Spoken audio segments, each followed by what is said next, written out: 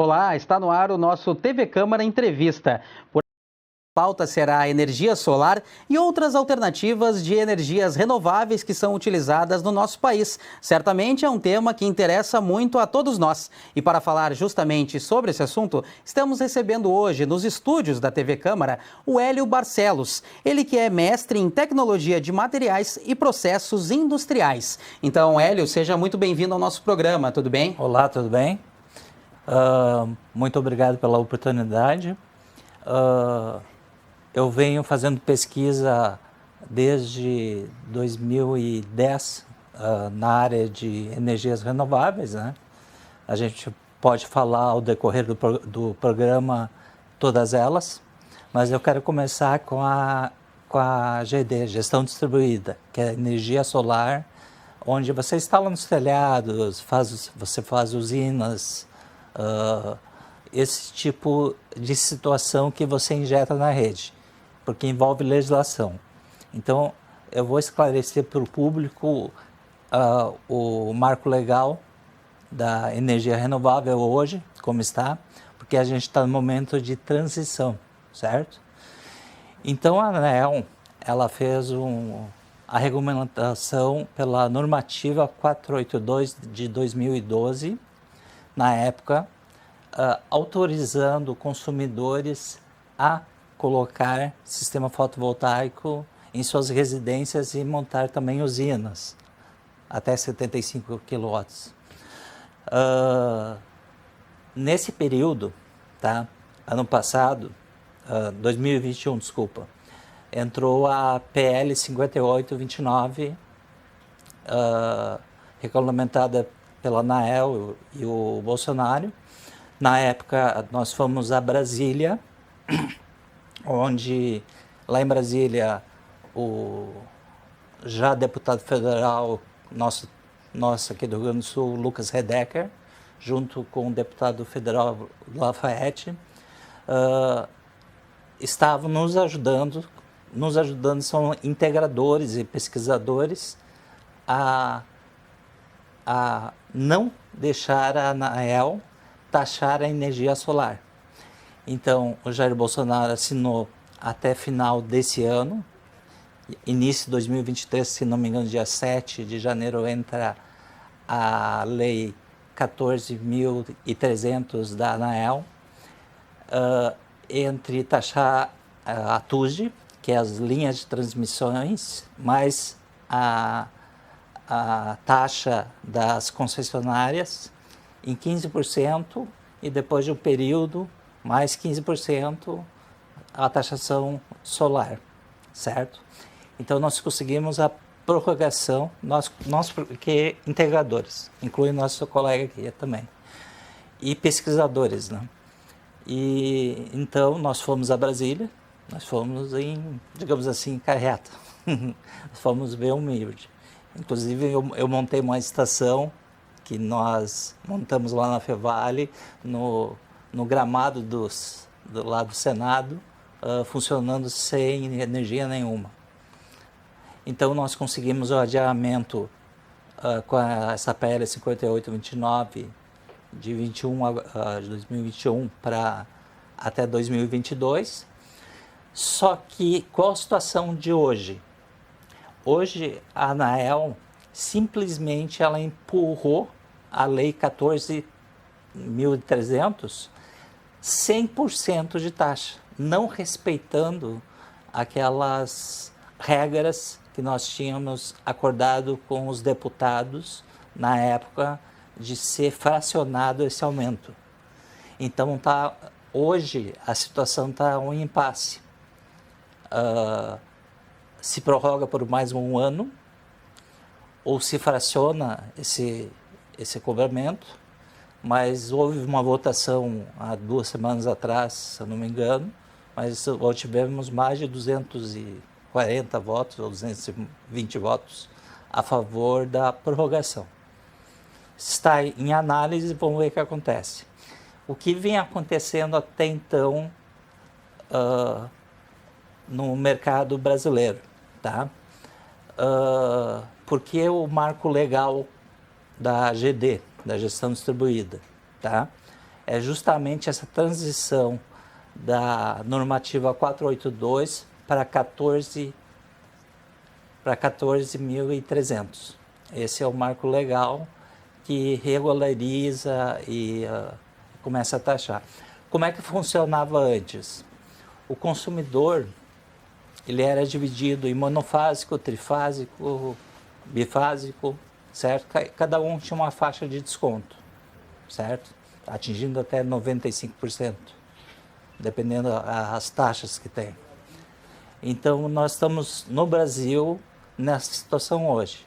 Sobre o Rio Grande do Sul, no ranking de GD, gestão distribuídas, em números nós somos o segundo maior do Brasil a fazer a injeção em rede.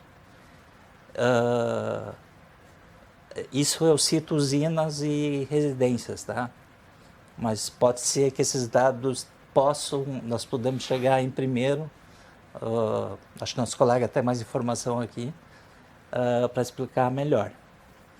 Então, sobre a legislação, marco legal da GD, é esse resumo que eu queria dar, antes da gente entrar numa área mais técnica, mais de pesquisador e mais de outras energias renováveis a ser oferecida para o consumidor, seja rural, agronegócio, indústrias, comércio e residências também.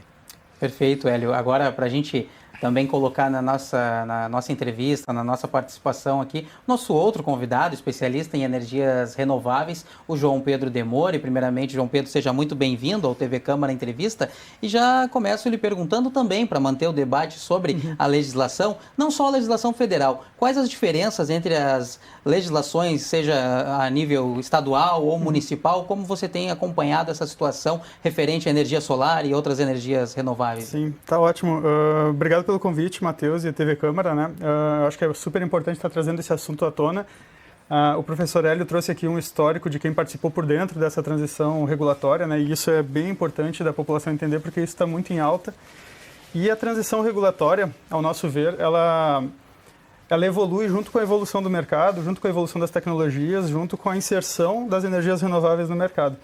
O que eu acho que é bem importante entender, tá? Primeiramente, que a gente está discutindo regulação da geração distribuída, e geração distribuída, numa visão macro, é o direito de cada um de gerar a própria energia em instalações de até 3 a 5 megawatts de potência dentro da regra atual da 14.300. E essa energia pode ser qualquer fonte renovável, então não é simplesmente a energia solar. A gente está falando que alguém pode ter um pequeno aerogerador em casa, pode ter geração distribuída a partir de biogás, biometano, hídrica, através da CGHs. Então, isso traz 3 princípios da nossa transição energética, que o mundo inteiro está passando por uma transição energética, né? A geração distribuída, primeiro ponto, ela democratiza a energia. Ela está trazendo para o consumidor o direito de gerar a própria energia, que antes era dado somente para grandes geradores, né, através de leilões ou mercado livre. Segundo ponto, que ela diversifica as fontes. Então, a gente já conseguiu, através da geração distribuída, ampliar muito mais rápido a injeção de energias renováveis, e especialmente de energia solar, que é a líder da geração distribuída no Brasil, com mais de 99% das instalações de geração distribuída são solar, e por isso muitas vezes acaba sendo tratado de forma como se fosse a mesma coisa, né, solar e distribuída. Hoje, a gente já ultrapassou em solar, de forma geral, a potência de Itaipu. 2/3 disso, hoje a gente está chegando em 21 gigawatts de potência em fotovoltaica. 2/3 disso é descentralizada, diferente da centralizada, que são as grandes usinas. Então, quer dizer, na prática, esse trabalho de formiguinha, de cada um poder gerar a própria energia, botar no seu telhado, a versatilidade da energia solar, que vai atender residência, comércio, indústria, produtor rural, instituições, qualquer um tem direito de gerar a própria energia conectado à rede de distribuição. Isso faz com que esse trabalho de formiguinha dê um crescimento que mesmo grandes investimentos não conseguiram buscar. Então, hoje, por exemplo, nós já estamos chegando a 10%, já passamos de 10% da matriz elétrica nacional, estamos quase ultrapassando a eólica em solar. E boa parte disso é a geração distribuída. E a maior parte dela é energia solar. O que eu acho bem importante de entender nessa transição regulatória? o processo ele vem amadurecendo. Isso aconteceu em todos os mercados onde a energia solar amadureceu. Então, se a gente for pegar os 2 cases mundiais, a Alemanha e a Califórnia, especificamente nos Estados Unidos, a energia solar ela vem num nível onde dá o direito de cada um gerar a própria energia, aumenta a matriz de renováveis, descentraliza a produção de energia, então tu cria um processo mais resiliente de menos perdas, porque tu está gerando no local de consumo, tu não tem tanta distância de transmissão entre a geração e o consumo, até certo ponto, né? Então, por que também vem se regularizando? Primeiro ponto óbvio, né, para dar segurança jurídica, para a gente poder investir na nossa própria energia, sabendo quais são as regras que vêm pela frente. Então, a 14.300 ela é bem clara nisso. Mas também chega a um determinado momento, e deixando bem claro que a gente ainda está longe disso, a gente ainda pode crescer muito da energia solar sem nenhum tipo de custo pela rede. O pessoal diz que é subsídio, mas eu não concordo com isso, dá para a gente aprofundar esse assunto. Porque tem muito espaço ainda para a energia solar crescer beneficiando a rede. Logicamente que chega num nível que ela começa a exigir reformas de rede para assimilar toda aquela potência que acontece no pico do meio-dia, né? Então, também chega um momento, sim, a rede tem custo, né? A transmissão, a distribuição, cabo, poste, transformador, subestação, tudo isso tem custo da rede. Então, chega um ponto que todos esses mercados mais maduros começaram a cobrar pelo uso da rede. Mas é muito importante, e aí está a análise técnica das associações, como a Associação Brasileira de Geração Distribuída, o Instituto Nacional de Energias Limpas, a Associação Brasileira de Energia Solar, a própria ANEEL, o ONS, todas essas associações e órgãos oficiais do setor estarem encontrando esse ponto de equilíbrio de rede. Tá? Então, chega um ponto, sim, o custo de rede vai ter que ser repassado para a energia solar, mas a discussão técnica é quando, como, para quem, né, e quanto. Né? Foi isso que o professor Hélio comentou. Assim, vai se começar a fazer uma taxação progressiva? Quando? Né? Quando entrou a 14.300... que ela passou a valer dia 6 de janeiro de 2022, ela nos deu 12 meses de transição. E começaria uma taxação para os novos projetos protocolados a partir de 7 de janeiro de 2023. Essa transição ela está em lei federal, ela está de pé, nada derrubou ela. Mas nesse meio do caminho, a ANEEL deveria ter regulamentado muitos outros pontos dessa lei, que seriam os bônus para o consumidor, e isso não aconteceu, né? Então, é um movimento das associações do setor, um movimento dos consumidores, pedindo uma prorrogação, uma postergação por mais um ano, para que não só venha o ônus da taxação a partir de janeiro de 2023, passando isso para 2024, mas que venha os bônus também, né, que são alguns benefícios que a lei nos trouxe. Só fechando a ideia também, para não me prolongar muito nesse assunto, qual é o status disso, né? Semana passada foi aprovado na Câmara requerimento de urgência, se esperava a votação nessa terça-feira. Se entrou num consenso, muito importante entender, a 14.300 ela foi votada no maior consenso de votos da Câmara dos Deputados que a gente já teve, assim, o maior nível de votos de aprovação que se teve, né? Fez consenso entre partidos, entre associações, órgãos do setor, e conseguiu passar muito bem pela Câmara, um projeto que ficou equilibrado em termos de direitos e deveres entre os vários setores. Não tem como, num setor de infraestrutura amplo, como é o setor de energia, beneficiar só um ou outro, né? Então tem que se ver todos os segmentos. Passou muito bem na Câmara de Vereadores em janeiro, Câmara dos Deputados, né? Deputados federais, e depois foi para o Senado, que também passou muito rápido em função desse consenso que se criou. Então, se postergou a votação agora de terça-feira para terça-feira agora, dessa semana, né? Por causa desse consenso que está se construindo, para quê? Para postergar por um ano esse cronograma da 14.300. Também por quê? Para que passe rápido no Senado, para que não chegue em cima da hora da transição, que seria o momento onde se iniciaria essa taxação, dia 7 de janeiro, né, para novos projetos, e com insegurança jurídica, né? Então, tem essa transição acontecendo. E, Hélio, baseado nessa primeira manifestação do João Pedro, dessa transição que ele cita também da regulação, da legislação federal, sim, correto. Pergunto sobre os custos em paralelo aos benefícios, para quem vale esse investimento? Vamos para o subsídio. Hoje existe um subsídio com a ANEEL lá de 24 bilhões, que o nosso colega aqui falou que é discutível. Eu compartilho muitas informações com o movimento, com a MSL, que é Movimento Solar Livre, com o Everton Martins, tá? Então, ontem ele me mostrou alguns números.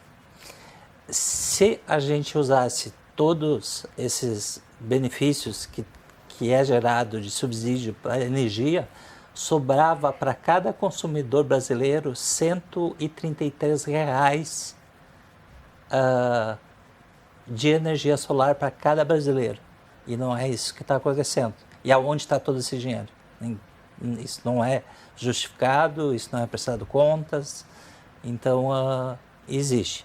Outro dado que nosso colega botou sobre o Brasil. O Brasil está no 15º lugar no mundo em produção de energia solar no mercado. Então, vem o solar, vem o eólico e tudo mais. E essa questão que a energia solar está batendo o eólico, é verdade que já estamos ultrapassando, Itaipu já ultrapassamos a capacidade também. Então é um mercado muito promissor. O Rio Grande do Sul, por que ele é um estado bom de instalar energia solar? Vamos agora para a área de pesquisa, tá? Então eu vou explicar por quê. Quando você bota uma placa solar numa temperatura de 0 a pode ser menos X graus até 25 graus, tu tem um tipo de produção de energia. De 45 graus para mais, tu baixa a tua produção de energia. Então, quanto a maior incidência na linha do Equador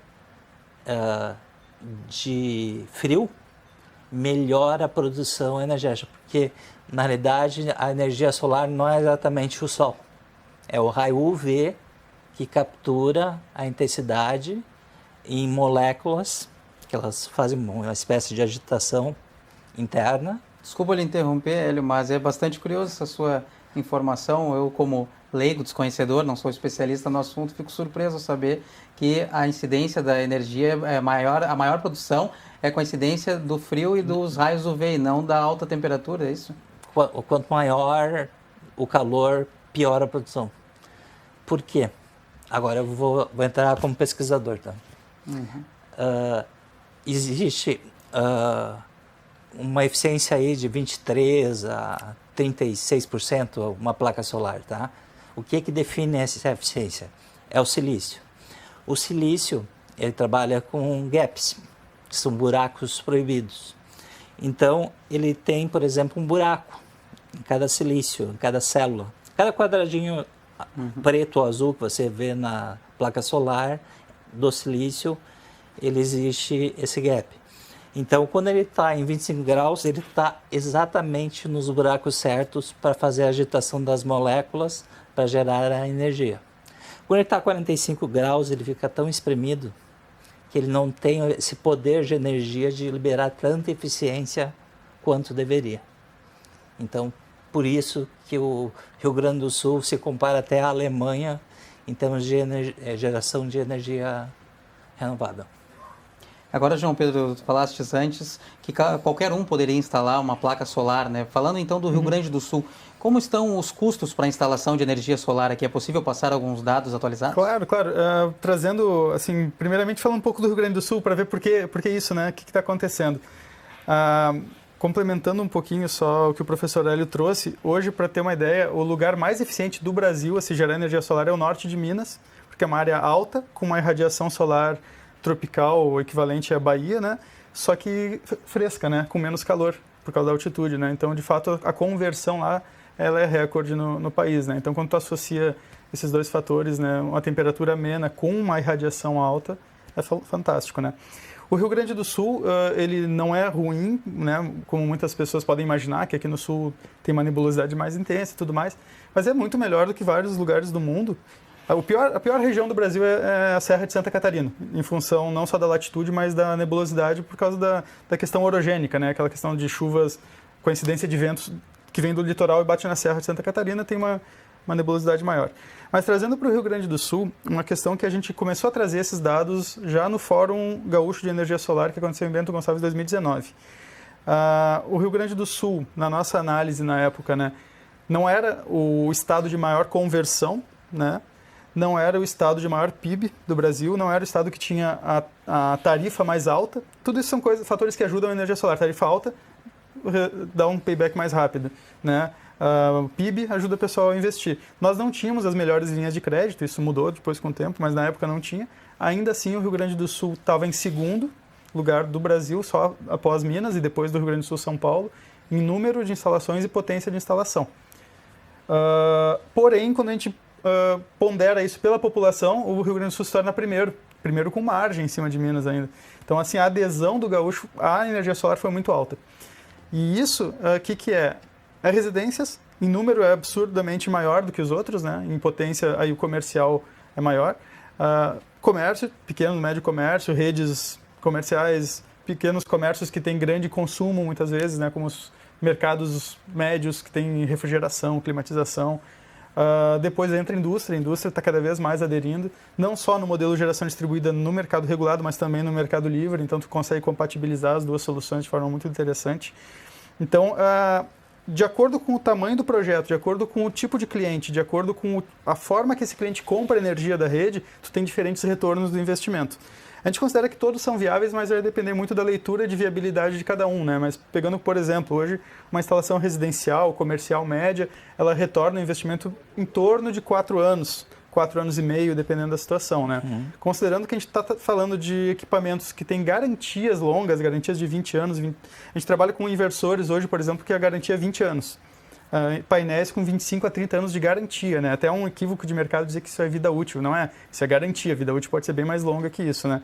Quando a gente vai para a indústria, grupo A, o tempo de retorno fica um pouco mais longo, mas ainda assim é viável. Mas quando a gente consegue compatibilizar com o cliente Mercado Livre, o tempo de retorno melhora, quando a gente consegue ajustar a autoprodução de energia com o ajuste de contrato de compra de energia. Então, tem diversas questões regulatórias, financeiras e técnicas que se misturam para dar o retorno do investimento. Aonde que financeiramente ele se torna complicado, tá? Quando o projeto é muito pequeno. Porque tu tem um custo de engenharia, tu tem um custo do que o professor também comentou, da tarifa básica, que é aquela tarifa que tu continua pagando a rede, né? Mesmo tu não consumindo nada de energia. Pode chegar ali a R$30, 50, 90, 100 reais, em torno disso. Mas daqui a pouco, se esse já é o teu consumo, tu não consegue ter grandes ganhos, né? E tu já tem o custo de engenharia, tem custo de inversor, tem custo de instalação. Então, quando a instalação é muito pequena, muitas vezes ela tem sua complexidade aí para viabilizar. E tem a questão mesmo de infraestrutura. Tem gente que não tem telhado, tem gente que não tem espaço, ou está num local locado e não sabe quanto tempo vai ficar ali para valer a pena o investimento.